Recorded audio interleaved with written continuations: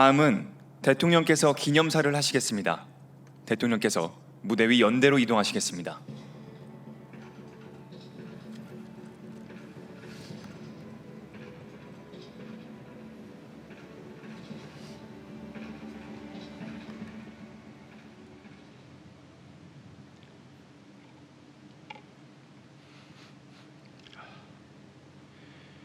존경하는 국민 여러분, 유가족과 참전 장병 여러분,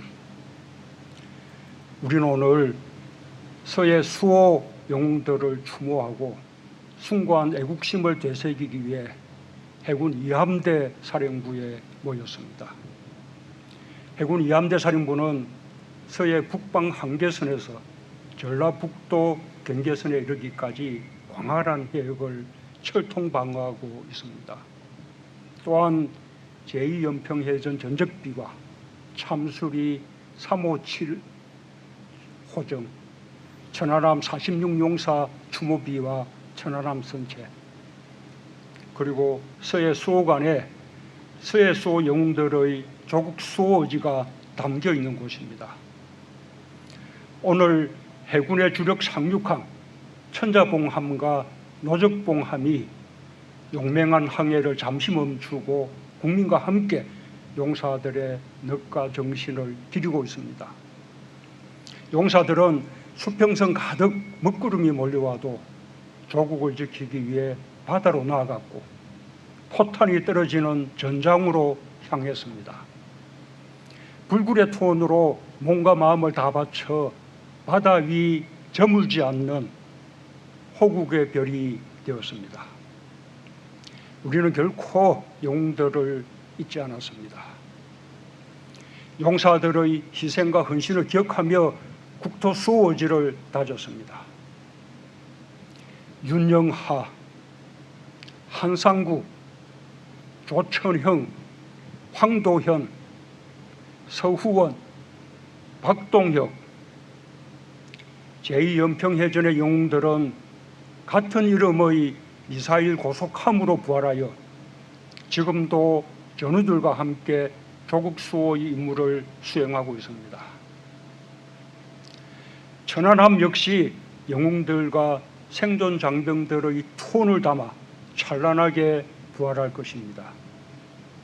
해군은 어제 2023년부터 서해를 누빌 신형 호위함의 이름으로 천안함을 결정했습니다.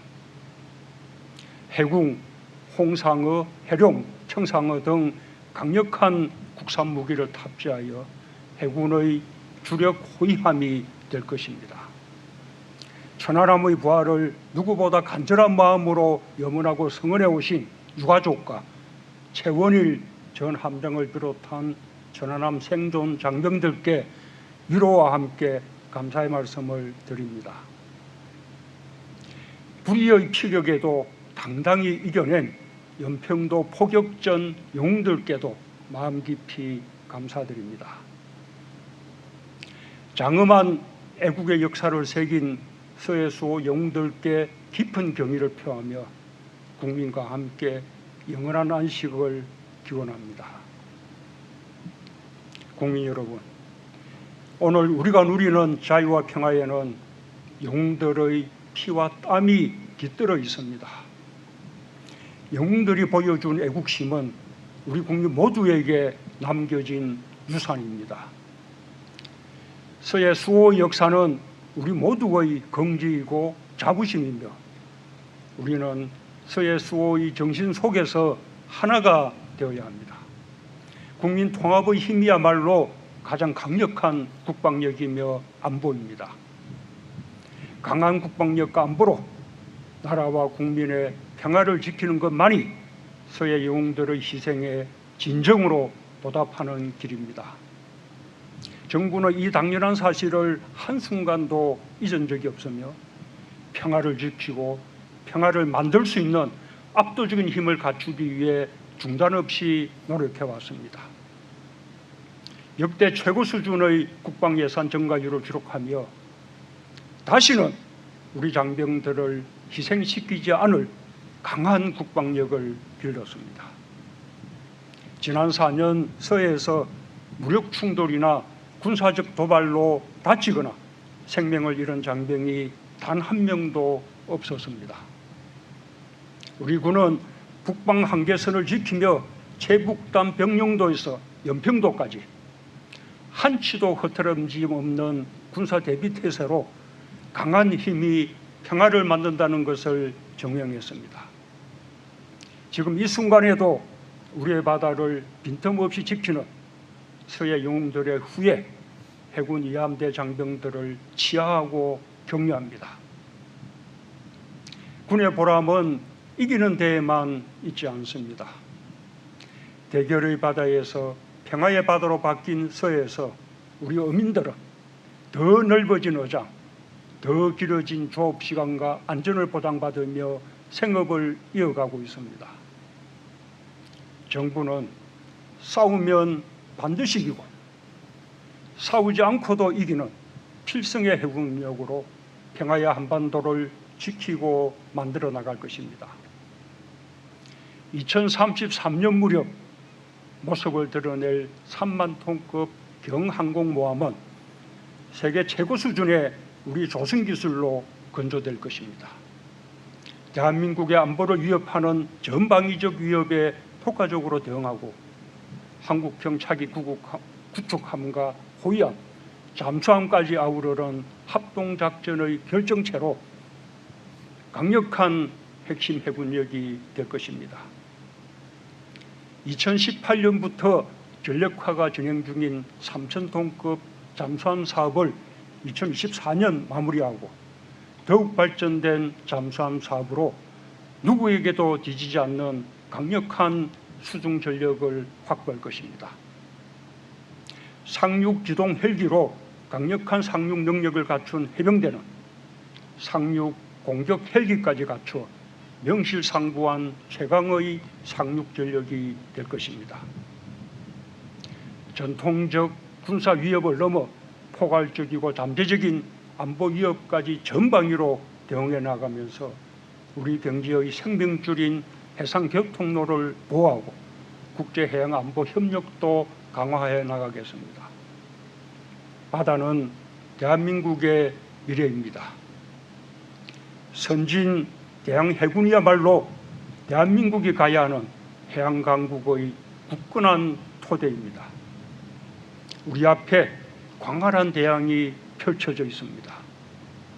정부는 우리의 바다를 지키고 대양에서 우리의 국민과 선박의 안전을 수호하며 평화와 번영의 미래를 열어갈 것입니다. 우리가 지켜야만 하는 것은 바다만이 아닙니다.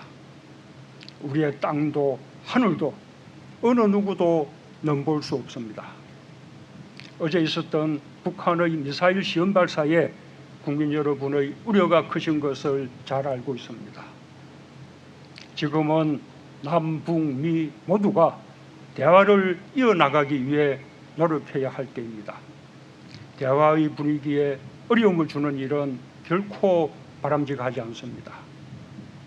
우리는 한반도 비핵화의 원칙을 준수하면서도 우리 자신을 방어하기에 충분한 세계 최고 수준의 미사일 능력을 보유하고 있습니다.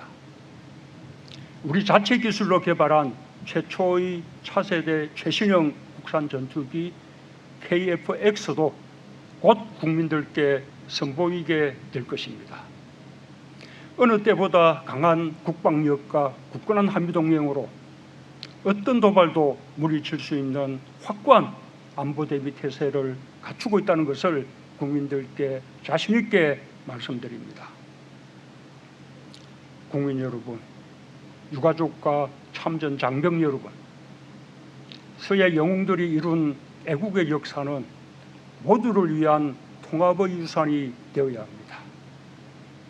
애국적 희생을 존중하고 예우하는 정신은 국민을 하나로 이어주는 힘이며 강한 나라의 기반입니다. 정부는 서해 영웅들을 비롯하여 국가를 위해 헌신한 분들에 대한 보답을 한시도 잊은 적이 없습니다. 보훈을 위해 가장 많은 노력을 기울인 정부였다고 자부합니다.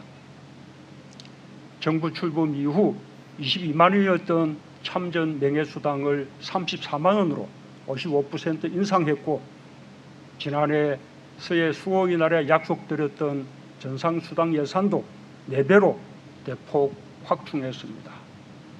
올해 2월까지 천안함 생존장병 12명이 국가유공자로 인정받았고, 그 가운데는 외상후 스트레스 장애로 고통받고 있는 9명의 장병도 포함되었습니다. 정부는 국민의 눈높이에 맞춰 국가를 위한 부상 등 희생에 대해 국가 이점 책임을 강화하고, 신속한 심사로 보훈 대상자가 적기에 보훈 수혜를 받을 수 있도록 하겠습니다.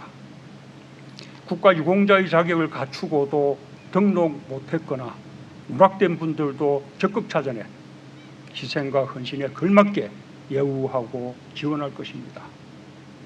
의료가 필요한 참전 유공자에 대한 국가 책임도 대폭 넓혔습니다. 참전 유공자 진료비 감면을 최대 90%까지 확대했고, 현재 보훈병원에서만 가능한 약제비 감면을 위탁병원에서도 받을 수 있도록 방안을 강구하겠습니다. 맞춤형 보훈의료의 깃털도 확립하겠습니다. 보훈병원에 가기 힘든 분들을 위해 위탁병원 100여 곳을 추가 지정했습니다. 2022년까지 220여 곳을 확대 지정해 가까운 곳에서 편하게 이용할 수 있게 하겠습니다. 지난해 12월 원주 보훈요양원의 개원에 이어 전북권 보훈요양원이 올해 12월 개원할 예정입니다. 올해 6월 광주와 부산 보훈병원 재활센터를 시작으로 내년까지 대전과 대구에도 재활센터를 완공하여 전국 어디에서나 진료와 요양, 재활을 연계한 보훈의료 서비스를 받을 수 있도록 하겠습니다. 참전 유공자가 다라고 하시면 배우자의 생계가 더 어려워집니다. 홀로 남는 배우자의 지원을 위해서도 노력하겠습니다. 정부는 따뜻한 보훈, 든든한 보훈으로 일상에서 애국을 기억하고 예우하고 지원하는 일이 대한민국의 자랑스러운 문화가 될 수 있도록 최선을 다할 것입니다. 존경하는 국민 여러분, 유가족과 참전 장병 여러분, 이제 천자봉함과 노적봉함은 다시 서해 수호 영웅들의 투혼과 기계를 안고 평화의 바다를 지키기 위해 파도를 헤쳐나갈 것입니다.